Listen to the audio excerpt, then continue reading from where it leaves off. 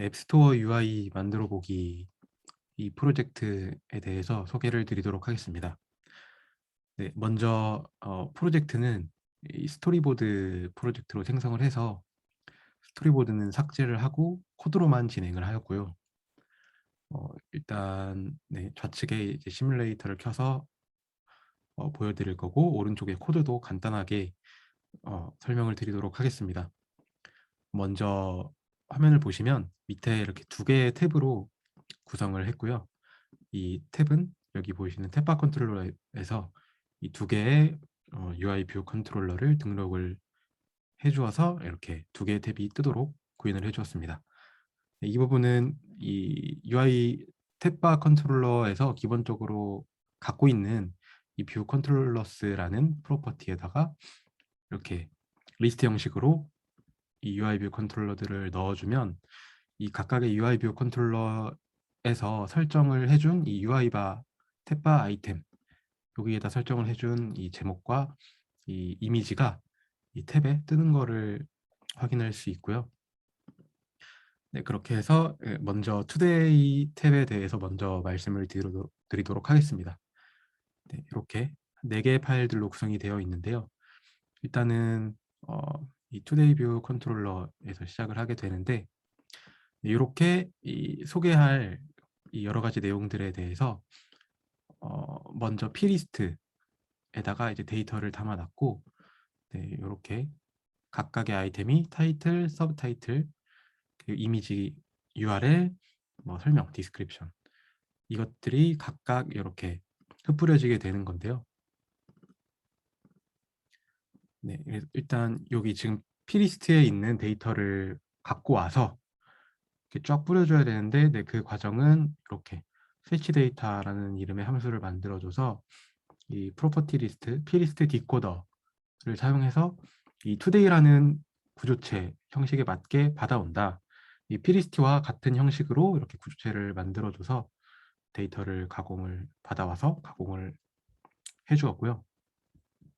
일단은 그냥 가장 기본적인 컬렉션 뷰, UI 컬렉션 뷰로 이렇게 구현을 했습니다.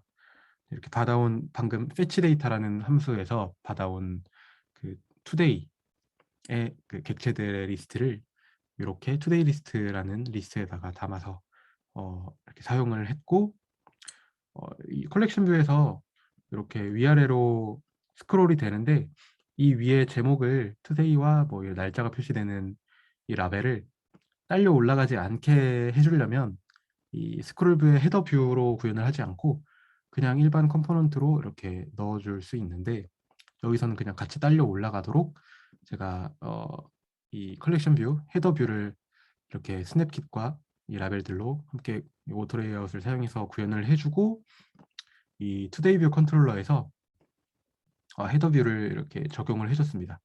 이렇게 헤더 뷰인 경우에 여기 작성해둔 헤더 뷰 이 클래스 객체를 생성해서 뿌려주도록 그렇게 설정을 해줬습니다. 이외에는 크게 뭐 이 사이즈를 조절하는 거는 뭐 프레임의 기기의 이 너비 값을 갖고 와서 이 인셋 값만큼 빼주고, 뭐 그런 식의 그냥 간단한 것들만 적용이 되어 있고요. 이렇게 하나의 아이템을 클릭을 하면 이렇게 뭐 공유할 수 있도록 이 쉐어 시트라고 하는데, 어, 이렇게 다시 한번 보세요.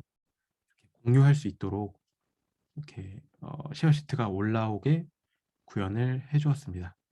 네, 요거는 이제 앱 디테일 뷰 컨트롤러에서 이 공유 버튼을 누르면 이 쉐어 시트가 올라오도록 그렇게 구현을 해 놓은 건데요.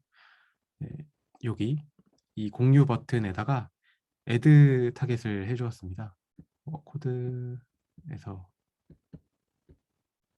네, 여기 있네요. 여기 애드 타겟을 해줘서 이렇게 셀렉터를 달아주고, 이 셀렉터 내용이 쉐어 시트, UI 액티비티 뷰 컨트롤러죠. 정확한 명칭은 UI 액티비티 뷰 컨트롤러를 생성해주고,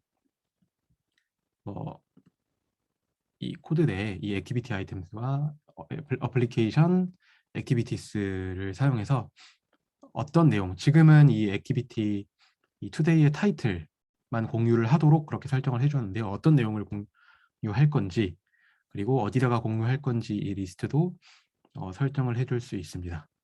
네, 이렇게 구현을 해주었고요. 그리고 이제 이 앱 탭에서는 한 두 가지 정도 다른 점을 말씀드릴 수 있을 것 같은데요. 일단 이 만들어 놓은 데이터를 갖고 오는 방식은 이 피리스트에 저장된 이 값들을 이 구조체, 같은 구조를 갖는 이 구조체를 만들고 이 구조체 리스트로 받아와서 뿌려주는 방식은 똑같고요.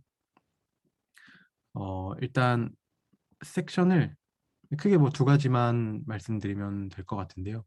맨 위에 보이는 이 가로 스크롤이 되는 컬렉션 뷰와 아래쪽에도 이제 가로 스크롤이 되는 컬렉션 뷰, 이 두 가지가 있는데, 이 아래에 있는 것은 위에 아이폰이 처음이라면 이 라벨은 딸려가지 않고 고정이 되어 있는 것을 확인할 수 있고, 위쪽에는 이 제목과 설명이 같이 이렇게 스크롤이 되는 것을 확인할 수 있는데요. 일단 요 위쪽에 있는 것은 피처 섹션 뷰라는 이름으로 구현을 해 놓았는데, 우리가 앱을 사용하다 보면 가로로 이렇게 넘기다 보면 중간에 이렇게 걸리게 구현이 된 경우는 없습니다. 네, 이렇게 깔끔하게 페이지에 딱딱 맞게 스크롤이 되도록 이렇게 해주는 코드가 여기 네, is paging enabled, 간단한 한 줄로 저렇게 구현을 할 수가 있고요.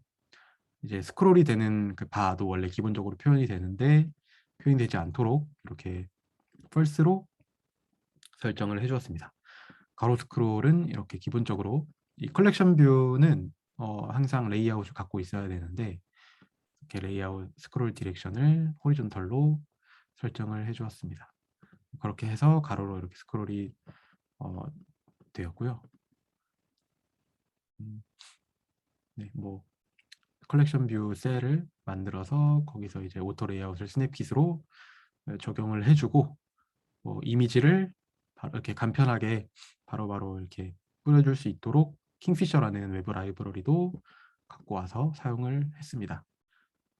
그리고 이제 이 아래쪽에 이 셀들이 3개씩만 이렇게 보이도록 되어 있는데요. 요거는 어떤 식으로 구현을 했냐면 얘도 이제 컬렉션 뷰이기 때문에 이 컬렉션 뷰 셀을 요 컬렉션 뷰 셀을 상속받도록 해서 구현을 해주었는데, 이 하이트를 70이라고 이렇게 선언을 해주고, 얘는 뭐 그냥 일반 변수이긴 합니다. 이렇게 한다고 높이가 70이 되는 건 아닌데 이렇게 설정을 해놓고, 여기서 이제 컬렉션 뷰가 저 방금 보여드렸던 컬렉션 뷰 셀을 갖고 와서 이렇게 표현을 할 때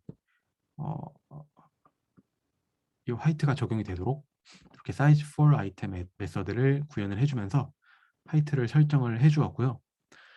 자, 그럼 이제 셀의 높이는 70으로 고정이 되어서 이렇게 표현이 될 텐데, 이 셀들이 표현될 이 컬렉션 뷰 전체의 높이는 어디서 설정을 해주었냐면, 이렇게 스냅킷으로 오토 레이아웃을 설정해 주면서 이 컬렉션 뷰 셀의 높이 3배만큼의 높이를 가지도록 구현을 해줬습니다. 그러면 딱 3개만 셀이 들어갈 수 있겠죠. 그래서 이렇게 3개씩 눈에 보이도록 이렇게 자동으로 네, 구현이 됐고, 뭐 패치 데이터 하는 것은 앞에 보여드렸던 것과 같은 방식으로 그렇게 구현을 했습니다. 네, 이상으로 소개 마치도록 하겠습니다. 감사합니다.